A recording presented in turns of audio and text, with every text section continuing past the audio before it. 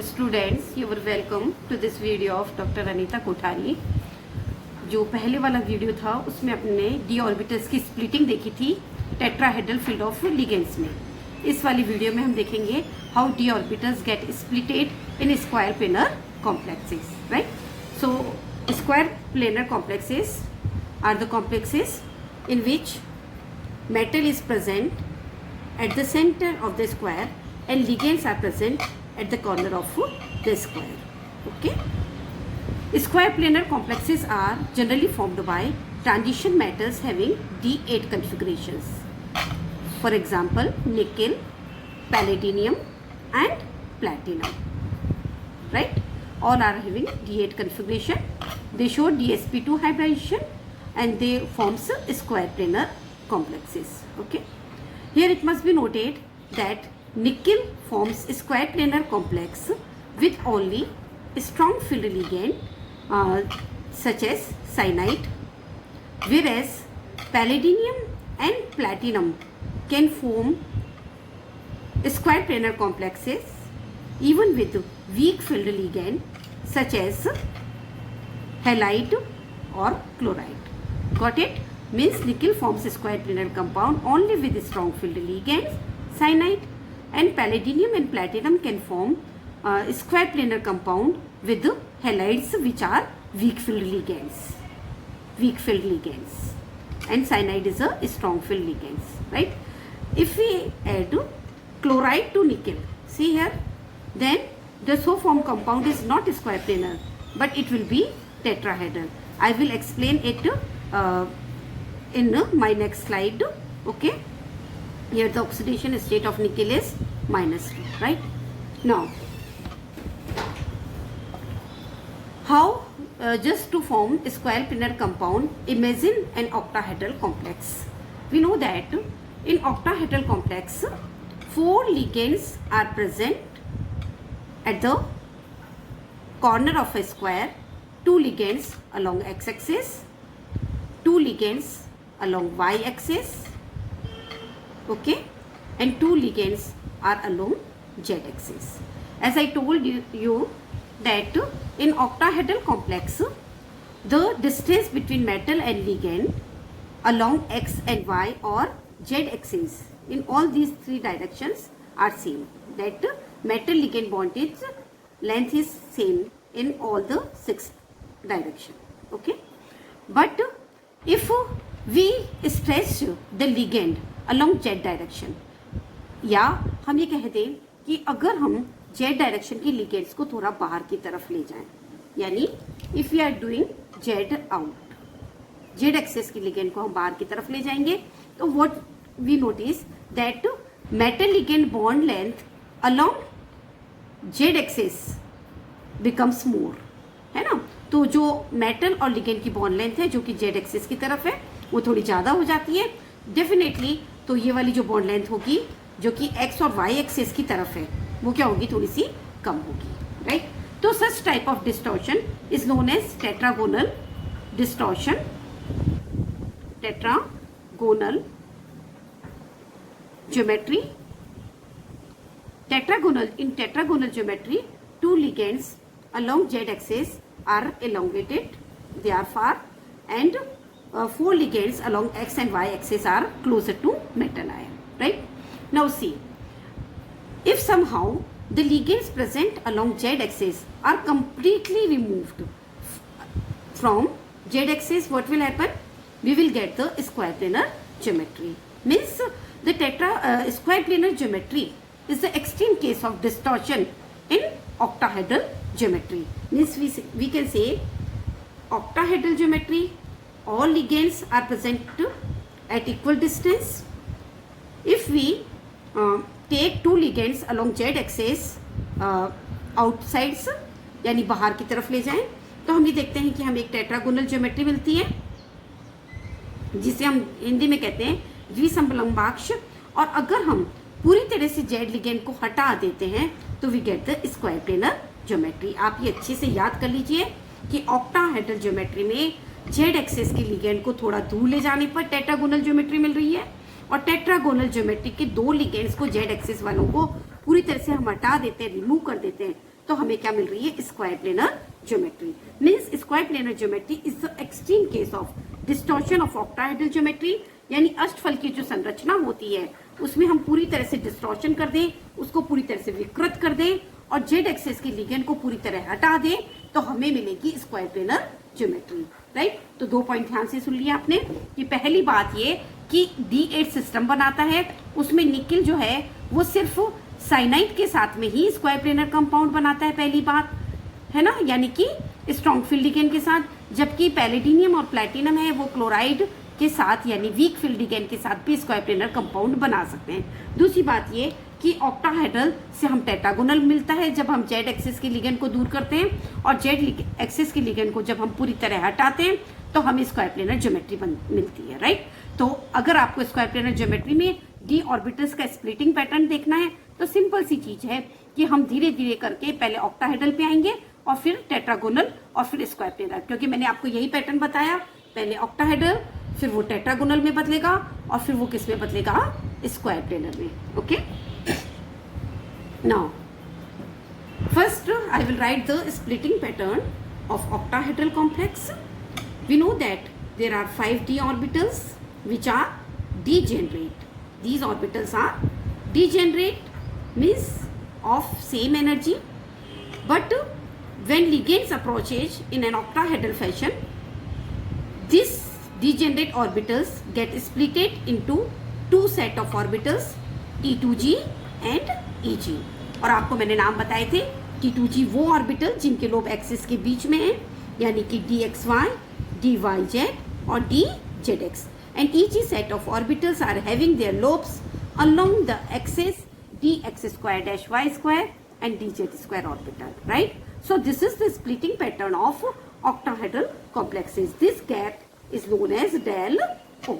Okay, now see, in octahedral complexes, as I told you that all metal ligand bond length are equal, right?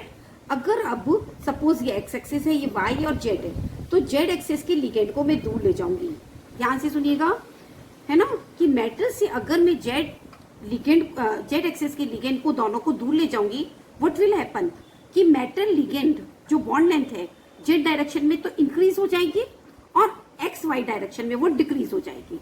Okay, तो ध्यान से सुनिएगा कि जो metal और लिगेंड की ऑर्बिटल है जो कि जिनमें एक्स और वाई कंपोनेंट है वो ज्यादा पास आ गई, उनमें ज्यादा रिपल्शन हुआ, राइट। तो रिपल्शन होके उसकी एनर्जी बढ़ जाएगी और बाकी जो ऑर्बिटल है उसकी एनर्जी कम हो जाएगी, राइट। तो बहुत ही सिंपल वे में देखो, I am doing it, metal जो कि x square dash y square axis पर है, d x square dash y square, वो ज्यादा रिपेल हो रही है, देखिएगा आप, और ये जो है डी जेड स्क्वायर वाली वो कम रिपेल हो रही है क्योंकि दूर हो गई है। तो ये आप देखिए 2 में स्प्लिट अप हो गई है इस तरह से। यहाँ आप ये देखिएगा कि जो ये ऑर्बिटल है आपकी d x square dash y square, उसकी तो एनर्जी बढ़ गई, क्यों, क्योंकि ये मेटल के क्लोज आ गए, देखिए आप चारों, और जो डी जेड स्क्वायर ऑर्बिटल है उसकी एनर्जी क्या कम हो गई, क्यों, क्योंकि अगर इसकी एनर्जी बढ़ेगी तो दूसरे की एनर्जी कम होगी। इन द सेम वे आप यहाँ पे देखिएगा कि जिसके अंदर एक्स वाई कंपोनेंट है, यानी ये वाली, इसकी तो आपकी ये देखिएगा एनर्जी बढ़ गई है, यानी डी एक्स वाई की एनर्जी देखिए बढ़ गई है, और बाकी जो ऑर्बिटल्स हैं उसकी एनर्जी आप देखिएगा कम हो गई है, यानी ये हमारी कौन सी ऑर्बिटल हो गई, डी वाई जेड और डी जेड एक्स। ओके, तो आप यहाँ देखिएगा कि जो ऑक्टाहेड्रल में हमारे 2 सेट थे ऑर्बिटल्स के, अब वो 4 में स्प्लिट अप हो गए हैं। कब, जब हमने मेटल और लिगेंड की बॉन्ड लेंथ बढ़ा दी है जेड डायरेक्शन में, यानी जेड एक्सिस के लिगेंड को हमने थोड़ा दूर किया। और आपको पता है कि जब हम जेड एक्सिस के लिगेंड को थोड़ा दूर करते हैं तो हमें जो ज्योमेट्री मिलती है वो क्या होती है, टेट्रागोनल, टेट्रागोनल ज्योमेट्री, द्विसमलंबाक्ष विन्यास। ओके, और ये वाला जो स्प्लिटिंग पैटर्न था वो किसका था, ऑक्टाहेड्रल, ऑक्टाहेड्रल ज्योमेट्री में। ओके, बोलो, अब हमें क्या करना है, टेट्रागोनल से बनाना है स्क्वायर प्लेनर। अब आप एल जो लिगेंड से जो कि जेड डायरेक्शन में, उसको पूरी तरह से हटा लीजिए। व्हाट विल हैपन, अगर आप इनको पूरी तरह से हटाएंगे you will be getting a square planar geometry, यानी जेड एक्सिस के लिगेंड तो पूरे हट गए और एक्स वाई के लिगेंड और भी पास आ गई। मीन्स जितना एक्स वाई के लिगेंड पास आएंगे, मेटल और लिगेंड की ऑर्बिटल उतनी ही एक दूसरे को रिपेल करेगी, they will repel too much. Okay, so जिसमें एक्स वाई कंपोनेंट है उसमें और प्रतिकर्षण होगा, उसकी एनर्जी बढ़ जाएगी।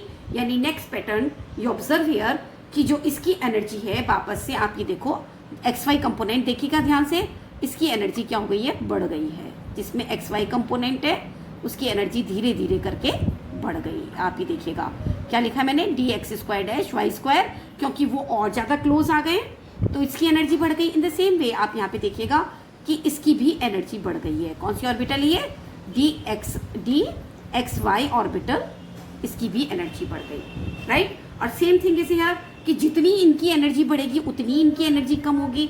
तो आप ये देखिएगा ध्यान से कि डी जेड स्क्वायर ऑर्बिटल की एनर्जी तो कम हो गई, और यहाँ पर भी आप देखिएगा ये जो दो ऑर्बिटल्स और बची हमारी डी वाई जेड और डी जेड एक्स, इनकी भी एनर्जी कम हो गई। यानी this is the splitting pattern in case of square planar complexes, right? So this total energy gap is known as del SP, where SP stands for square planar complexes. Okay? Now you see it clearly that I will repeat it again. D orbitals are degenerate in free metal ion. जो स्वतंत्र धातु ion है उनमें समान ऊर्जा के हैं। Octahedral में हम देख रहे हैं ये T2G और EG में स्प्लिट अप हो जाती है, क्योंकि EG के लोब्स एक्सिस के अलोंग होते हैं। ओके, अब क्या हुआ कि जैसे ही हमें ऑक्टाहेड्रल के जेड एक्सिस के लिगेंड को बाहर किया तो एक्स वाई के पास आ गए, तो जिनमें एक्स वाई कंपोनेंट है वो जो है वो ज़्यादा प्रतिकर्षित हो गई, और यही रीज़न है कि x y component d x square dash y square में वो ज़्यादा रिपेल होकर हायर एनर्जी का हो गया। इसी तरीके से डी एक्स वाई इधर भी देखिएगा हायर एनर्जी का हो गया। ओके, और रिमेनिंग जो ऑर्बिटल्स है वो कम एनर्जी की हो गई। अब अगर हमें स्क्वायर प्लेनर बनाना है, और ये जो ज्योमेट्री बनी क्या कहलाएगी, टेट्रागोनल ज्योमेट्री, डिस्टॉर्टेड ऑक्टाहेड्रल है। क्यों, क्योंकि 4 बॉन्ड लेंथ तो अलग है और 2 बॉन्ड लेंथ थोड़ी ज़्यादा है। ओके, अब अगर हमने जेड एक्सिस के लिगेंड को पूरी तरह हटा गया तो हमें मिली स्क्वायर प्लेनर ज्योमेट्री, लेकिन जो एक्स वाई लिगेंड है वो और भी ज़्यादा पास आ गए, तो जिनमें एक्स वाई कंपोनेंट है उनकी एनर्जी देखो फिर से और बढ़ गई। यहाँ देखिएगा ये भी एनर्जी बढ़ गई। अगर इनकी एनर्जी बढ़ेगी तो बाकी की एनर्जी क्या होगी, और कम होगी। सो पूरा का पूरा स्प्लिटिंग पैटर्न देखिए, और this energy gap is known as del SP, है ना। स्क्वायर प्लेनर कंपाउंड के लिए डेल की वैल्यू होती है जो कि आप देखिए कि बहुत ज़्यादा होती है। It was observe that del O, del square planar is about 1.3 of del O, यानी इसका मान आप ये देखोगे कि ऑक्टाहेड्रल के मान से भी ज़्यादा होता है। क्लियर है। अच्छा, अब एक बात जो मैंने आपको अभी बताई थी, क्या बताई थी कि निकिल जो है ना वो केवल साइनाइड के साथ में ही स्क्वायर प्लेनर बना पाता है, राइट, जबकि पैलेडिनियम और जो प्लैटिनम है वो क्लोराइड के साथ में या किसी भी हैलाइड के साथ में आप देखिएगा कि स्क्वायर प्लेनर कंपाउंड बना लेते हैं, है ना। लेकिन अगर हम निकिल में साइनाइड की जगह क्लोराइड लगाते हैं तो जो हमें कॉम्प्लेक्स मिलता है वो स्क्वायर प्लेनर नहीं होकर के क्या होता है, टेट्राहेड्रल। यानी निकिल का जो साइड क्लोराइड के साथ कॉम्प्लेक्स है वो आपका हो गया टेट्राहेड्रल। तो इसका क्या कारण है कि जो सुनिएगा क्वेश्चन, कि इसका क्या कारण है कि निकिल केवल साइनाइड जैसे स्ट्रॉन्ग फील्ड लिगेंड के साथ में ही वो बना पाता है स्क्वायर प्लेनर कंपाउंड, क्लोराइड के साथ वो नहीं बना पाता स्क्वायर प्लेनर कंपाउंड। ओके, तो इसका जो मेन रीजन है वो ये है कि ध्यान से देखिएगा कि अगर हम मेटल और लिगेंड दोनों को देखें, राइट, तो साइनाइड तो एक स्ट्रॉन्ग फील्ड लिगेंड है, राइट, निकिल इस कॉम्प्लेक्स के अंदर, राइट, लेकिन जो निकिल है वो एक वीक फील्ड मेटल है। नोट करना मैंने क्या वर्ड बोला है, weak field metal. Nickel +2 is a weak field metal, whereas palladium and platinum are strong filled metal, है ना। तो आप देखो कंफ्यूज नहीं होइएगा। 2 वर्ड्स मैंने ली हैं, एक तो मैंने लिया है लिगेंड्स के बारे में। लिगेंड्स हो सकते हैं स्ट्रॉन्ग फील्ड लिगेंड और weak field ligand, right. Cyanide एक स्ट्रॉन्ग फील्ड लिगेंड है और क्लोराइड एक वीक फील्ड लिगेंड है, राइट। अब हम मैं इसी तरह से मेटल भी ले रही हूँ, स्ट्रॉन्ग फील्ड मेटल और वीक फील्ड मेटल। निकिल एक, आप ये कहेंगे कि ये nickel +2 is a weak field metal, whereas palladium +2 and platinum +2 is a strong field metal. यानी आप ये नोट करो कि स्क्वायर प्लेनर कंपाउंड बनाने की कंडीशन ये है कि या तो लिगेंड स्ट्रॉन्ग फील्ड हो, राइट, या मेटल स्ट्रॉन्ग फील्ड हो, राइट। तो आप जब निकिल टेट्रासाइनोनिकलेट में देखते हो तो क्या नोट करते हो कि निकिल तो है आपका वीक फील्ड, लेकिन साइनाइड स्ट्रॉन्ग फील्ड है, ओके, है ना। और अगर आप पैलेडिनियम और प्लेटिनम का क्लोराइड के साथ कॉम्प्लेक्स देखते हो तो क्लोराइड भले ही वीक फील्ड हो, लेकिन पैलेडिनियम और प्लेटिनम स्ट्रॉन्ग फील्ड मेटल है, राइट। तो लिगेंड और मेटल में से किसी एक का स्ट्रॉन्ग फील्ड होना बहुत ही जरूरी है। और इसका कारण यह है कि जब भी स्ट्रॉन्ग फील्ड लिगेंड होगा तो देखो आपको पता है हमें टोटल कितने इलेक्ट्रॉन्स भरने हैं, उसके अंदर 8 इलेक्ट्रॉन्स भरने हैं, क्योंकि 8 सिस्टम है इन सारी मेटल्स का, ओके। तो आप ये देखिएगा हम कैसे भरेंगे, 1 2 3 4 5 6 इलेक्ट्रॉन मैंने भर दिए। अब अगर 8 इलेक्ट्रॉन मेरे को भरने तो 7th इलेक्ट्रॉन मैंने ऐसे फिलअप कर दिया। 8 इलेक्ट्रॉन अगर मेटल और लिगेंड दोनों में से कोई स्ट्रॉन्ग फील्ड हुआ तो वो यहाँ जाएगी, राइट। और जब ये आएगी तो एनर्जी लिबरेट होगी और जो कॉम्प्लेक्स बनेगा वो स्टेबल होगा, राइट।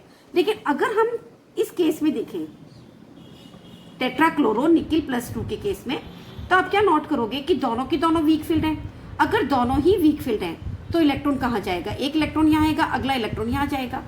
तो जब भी इलेक्ट्रॉन यहाँ जाएगा तो एनर्जी बल्कि देनी पड़ेगी, तो क्रिस्टल फील्ड स्टेबलाइजेशन एनर्जी कम हो जाएगी। और यही कारण है कि क्लोराइड निकिल के साथ में स्क्वायर प्लेनर कंपाउंड नहीं बना पाता, क्योंकि दोनों की दोनों वीक फील्ड हैं और इनकी crystal field stabilisation energy square planar की बहुत कम होती है, राइट। और यही कारण है कि निकिल केवल साइनाइड के साथ में ही स्क्वायर प्लेनर कंपाउंड बनाता है, ओके।